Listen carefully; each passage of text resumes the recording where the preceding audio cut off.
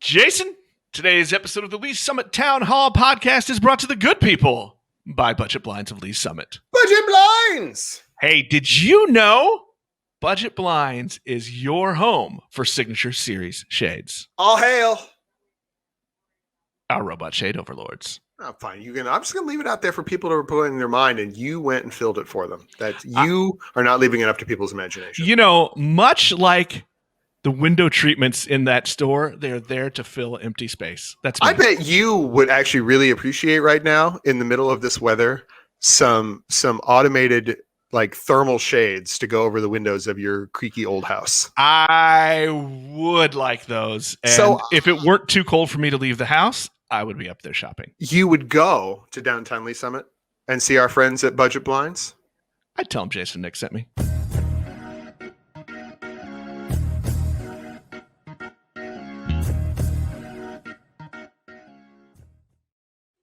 Hello again, and welcome to Lee Summit Town Hall, a weekly podcast about what you can do to make a difference. I'm Jason Norbury, and as always, I am joined by a man who is the guy you'd want to be virtually cooped up with. It is Nick Parker, the publisher of Link to Lee Summit. I'm lovable. It's my monthly nice thing to say about you, Nick. So is it that time of the month? Yes. Yes, it is. So, no, seriously, Jason, if I have to be, it's cold outside. It is cold outside. If I have to be cooped up in a house and only be able to talk to people through the magic of the internet, Nick, you're one of the people that I would want to talk to. I am virtually cuddly. There we go. All right. Link to Lee Summit, as it has been and shall remain, is the source for all the news you need about our very fine city. And our unofficial sponsor today is an extra pair of socks. It's 2-sock weather is what I'm saying. I broke out the camping socks this week. Oh, thick wool socks. Yeah. I got like a regular pair of socks on, and then the wool socks over top. It's. I don't know if anybody's noticed, but it's a little cold outside. It's cold. Hey, you just said nice things about me. I want to say nice things about somebody else. I want to give a link to Lee Summit Town Hall. Good on you to the fine folk at downtown Lee Summit Main Street. Don't forget to the downtown Lee Summit CID as well. Fine. We'll say good on you to other people too. But Jason, those two groups just gave more than $12,000 in downtown gift cards to local frontline workers. That is so awesome, by the way. I mean, it is, we had Reese Nichols on. We've had people on who've done really nice things for our frontline workers, for teachers, for others in the community. And I'm glad that the CID and the Main Street organization, Nick, do you have any affiliation with that organization still? I do happen to, let's be transparent, people. I do serve on the board of directors for downtown Main Street. But hey, look, in spite of that, they still did good work. They did good work, and they deserve a good on you. And to be fair, when we were putting together our show notes, our running order this week, I was the one that had to go, Nick, make sure you say nice things about at least downtown, because, he might quietly forget to do that. But y'all deserve Donnie, Ashley, Julie, Rachel, Board, even Nick. Good on you guys. Yeah. Good on you. That Nick guy. I know you didn't vote against it. Hey, we've got a few little quick notes that I want to run through before we bring on our guest. We have Matt Sanning from Lee Summit Social Services back with us for today's episode. We're going to talk a little bit about what the agency's been going through during this record cold spell. But first, let's get through a few other notes from around the town. Jason, there is a survey Lee Summit Cares has out that they would like people to take, and this is it's a readiness assessment in partnership with First Call and the Missouri Institute of Mental Health. This is to help determine their readiness for addressing youth mental health issues, suicide prevention. So this just talks about what resources are available and helps this group focus on what they can do to further their cause of helping mental health issues in our community and conducting more suicide prevention work. You can head over to linktoleesummit.com for more on that and a link to take that community survey. Do that. Our mayor has decided, and rightly so, that he's wants to increase the share of women that serve on our boards and commissions in our community, and he has joined with United WE Appointments Project. They're going to be hosting a press conference to talk about their collaboration. But essentially, as of right now, probably more than half of our residents are female, and a little bit less than half of our 40% of our appointments that are made are female, and we need to work to identify and that. So I want to say good on the mayor for recognizing this as an issue and getting outside the normal box a little bit to help remedy it. And I just want to say, having worked with the mayor a little bit on the commission I'm on, the Arts Council, he's done a really good job since he's been in of noticing when there are openings on these boards and commissions to go and find some more diversity in those seats, and to get more women, to have more people of color. This is a good thing to see him doing, and to get better representation on our civic boards and commissions. Right. I mean, it's not like it's a mystery. I'm going to say this is like, I'll be clear. I communicated to the prior mayor 8 years ago, I think it was at the time, that we needed more women on the planning commission when I was the chair of the planning commission, what have you.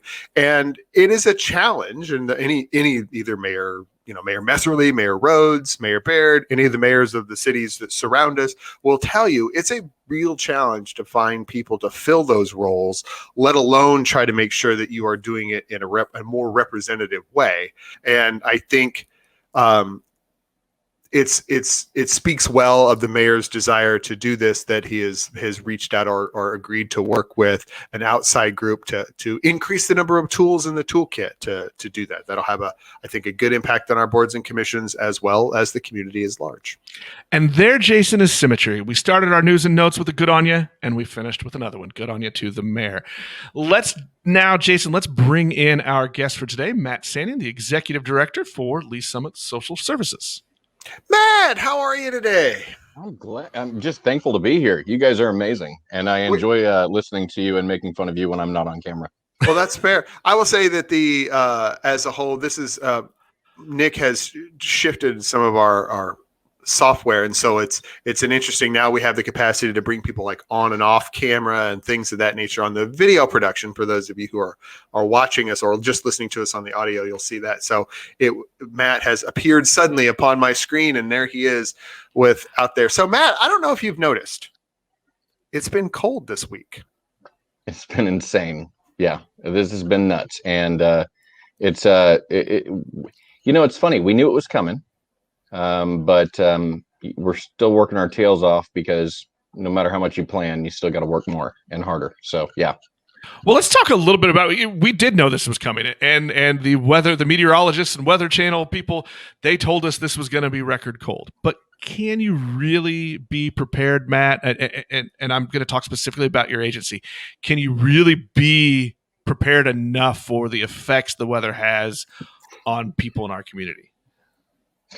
We can do a lot with the tools that we have, trying to be proactive, but that's assuming that those residents know to come to us so that we can help them be proactive.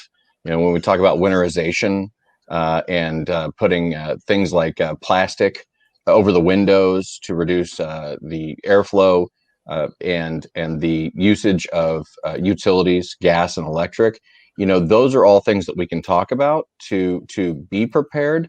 But then during the event, it's really just reacting to the situations that we're given.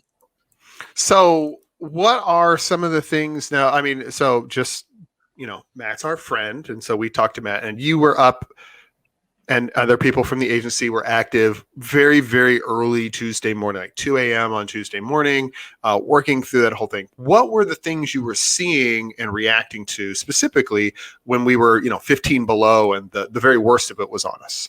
Yeah. So, we learned a lesson in 2019 and then in 2020 that we were possibly going to receive phone calls from the police department or from other concerned citizens at really weird times of the evening. When we talk about warming centers in Lee Summit, those are generally just operating during business hours. And so those are most of the Parks and Rec type buildings, and they are open as warming centers during the day. But at night, we don't have any shelters. And so when an officer or a firefighter or a concerned citizen identifies them, and they can contact us when late at night when they ring my phone, it comes to my cell phone, or a number of the police department sergeants and the ones that are responsible for leading their units, they'll call my cell phone directly at any time of the evening as needed. Look at Matt name drop. What's that? Look at Matt name drop. The cops call me. Well, when they need to, right? When they need to. But the thing is, we've realized we don't have a call center. We don't have the technology to relay it to 10 different staff members, and so it's just been my cell phone for about 10 years. And so in this case, I tried to be a little bit more proactive, and so I think I slept between 12 and noon and 4 o'clock, and then stayed up from 4 p.m. until 11 a.m. the next morning, just knowing that there would be a chance of that. Because basically after 4 p.m. our agency is closed, but the phone calls don't necessarily stop coming. I just need to be coherent, not coming out of a slumber and a sleep and trying to make arrangements at a hotel. Because when the police or the fire do call, they've usually vetted the process enough where we can put them up in a hotel for a night, pay the $70 or whatever it is at one of our preferred vendors, and just cover them from that evening, and then start doing the casework to make plans for a longer time. We didn't get many calls. We didn't get any calls during that time. We've gotten a lot of information, but it sounds like from the situation we were in, most of it was covered, and the PD and the fire department did great work in making sure that they were covered as well. But you just don't know what you're going to get, so you have to be prepared for it. And frankly, our staff has been working nonstop since March of 2020. Literally, I mean, it's been go go go. We got through the back to school, we got through the Christmas program, but since COVID, they just haven't had a rest, and so it wouldn't be fair to just place this on somebody else's plate. So that's just what we do. Let me backtrack just a little bit. You talked about getting the word out beforehand. How do you communicate to people in the community, not just your clients, but those who may end up being clients that you serve? A lot of them are not on social media. They're not on the internet all the time. So how do you kind of get that word out and help with the preparedness? Yeah, that's a massive challenge. So Lee Summit has such a wide area, and so first thing is that when we know that there's a weather event like this coming, the homeless individuals usually are in multiple times per week, and so we are able to establish the parameters of what we're trying to accomplish at locations, contact numbers, and so we can be proactive in that sense. Otherwise, the word goes to the first responders, those that are most likely to interact with those individuals, and then the churches. And so as we have that available, we will share that information, and that information can be shared along with those individual touches, because there's not one large encampment or one large grouping in this situation. And so it's very difficult to individually share that information. So you just hope that you touch key points of contacts, and then that spreads like wildfire as needed, depending on the situation. Go ahead, Jason. So Matt,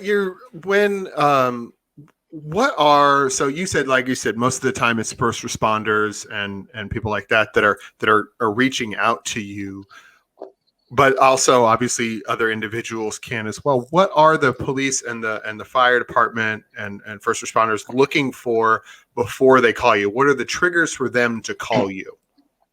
Really, the first responders in both departments do a great job at not only making contact regardless of the situation, but then they find, where do you go from here? What's next for you?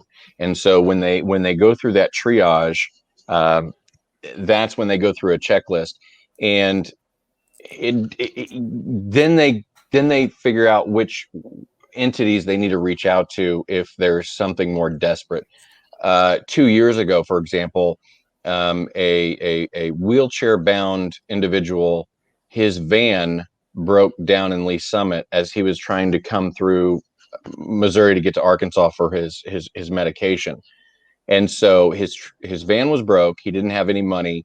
He was in a wheelchair. I got that phone call at 1 a.m. and the cop said, I don't know what to do in this situation. And so we are fortunate in this community that the agency has contacts with a vehicle repair shop, and they're amazing.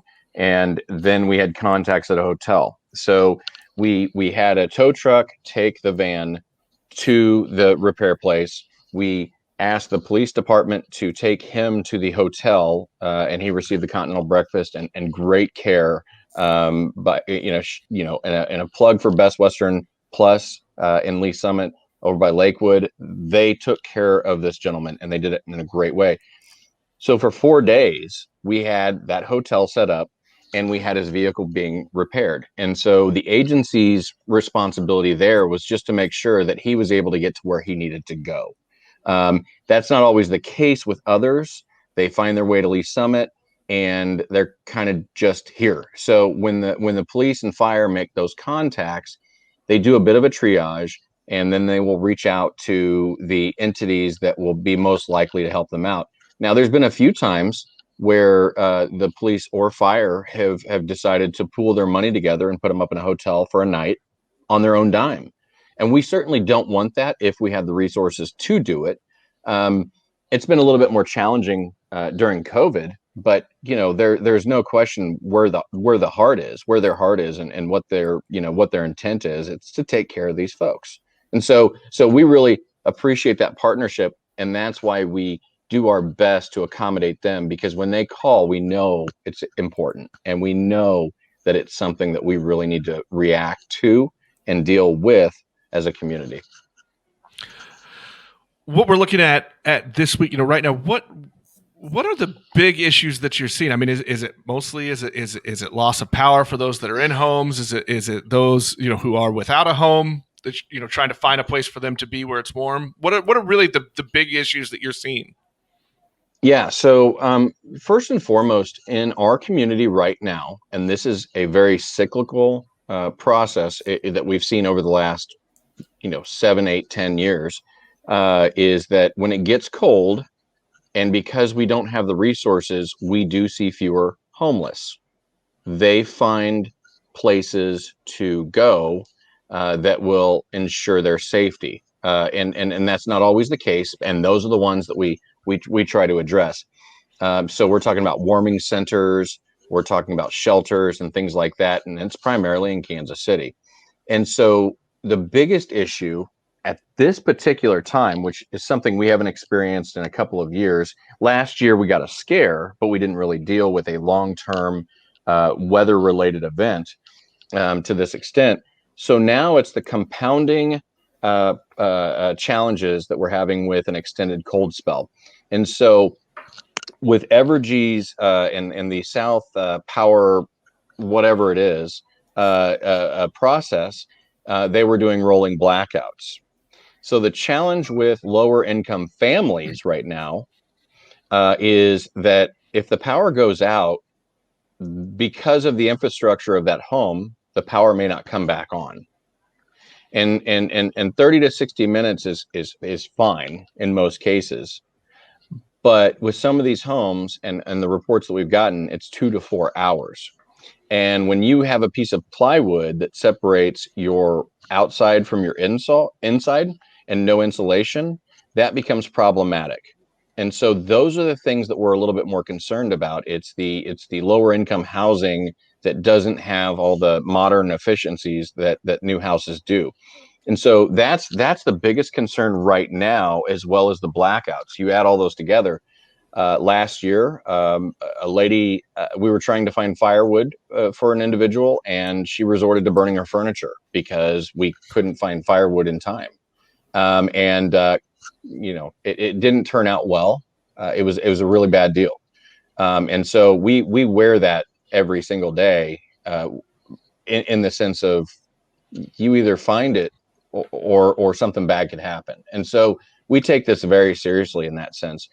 And the other piece is, we just heard yesterday from our energy partners that it's likely that gas and electric costs are going to go through the roof on a per usage basis. And so now we have to worry about what happens next month when people start getting those bills, and if they can afford a 200% increase on an average use for their home, even if they're using it efficiently. And so those are two big concerns for us. First and foremost, keeping people alive and in a home safe. And then secondly, it's finding out how we can make sure that they don't go into debt further and securing the funding and the resources needed for that. Well, I think that leads right in to the question we like to ask in all of these, Matt. Okay, you just said what those what your mission is and your goals. How can people be of help to you and the agency that you're running? I'm assuming your answer is, please write us checks. Yeah, and I normally try to stay away from just saying write us checks, but right now all our money is being diverted to our emergency assistance fund. I mean, we've got to keep our lights on, and so we have some overhead costs. But we're writing grants right and left for CARES Act funding and things like that. But with our average assistance going from $300 per household to $1,500 per household, we just need money, and that's it. And so we'll do our best with what we have. And people have asked me, well, if you don't get the money, what happens? And my answer is very simple. I don't have that option. We don't have that option. We have to provide this. So if you can help, do. If you can't, that's fine. There have been a number of families that have signed over their stimulus checks to us because they said, we don't need it, but we know families can and need it. And so we appreciate that. Anything that people can do to help, we don't want empty boxes. We don't want empty houses in this community. We have a 95 to 98% occupancy rate in this community. So with people looking for homes, I get it, I appreciate it, but we want to keep the people that are in their homes in there, and not because they couldn't afford to live there. And that's why we're dealing with the landlords and things like that, just to try to balance this all out, get them through this tough time, get them through COVID, get them through the cold weather, and then keep working forward, and then work forward to all the other things that we want to do. We don't want to start back at zero. Right. Well, Matt, what are easy ways that people, if they want to help out and contribute financially to the cause, how can they do that? Yeah, go to leesummitssocialservices.com, or I'm sorry, lssocialservices.com. We've got a PayPal link on there. Drop us a check at 108 Southeast 4th Street in Lee Summit, 64063. Walk in, see what we're doing. At the same address. If you want to bring a check or drop some cash off, that's all fine and good. But I promise you, it's going to go towards these people, and that's what we're asking for. We need the community's help. The community has been incredible. We got through from March through now. We've had the funding that we've needed to get families through these rent issues. We're still kicking the can down the road on the eviction moratorium and some of those other things. And so we're still waiting for something bigger to happen. And this weather event just made it that much more difficult. So we're doing the best with what we have. We've got the most amazing staff and volunteers, and that's because we live in the most amazing community that has been as supportive as we have. You mentioned at the beginning of the this production that you mentioned Reese Nichols and Chad Dumas and things like that, and those folks have been so incredible and so integral in how we go about our business. It's the community that really drives our efficiency and our ability to do what we do. So anyone who wants to help, please. And we take it, and we're grateful. And I promise you, it's gonna just do good in the community. Well, awesome, Matt. Thank you so much, not only for coming on and sharing some time with us again today, but also for the work that you and everyone at Lee Summit Social Services are doing. And I know it's hard to keep asking, and it's kind of weird in this time, but it's good. And this is the community we're in, and I have no doubt people will respond. So drop by their offices. What's that address again? 108 Southeast 4th Street, catty corner to Dairy Queen, and right behind Filling Station Barbecue. There you go. Or lssocialservices.net. There's a button, a PayPal button, makes it real easy. I'm sorry, lssocialservices.com. Hit that PayPal button and donate. Matt, I'm going to go back to the symmetry. Good on you. Good on you guys. That will wrap us up for this week's episode. We'll talk to everybody next time.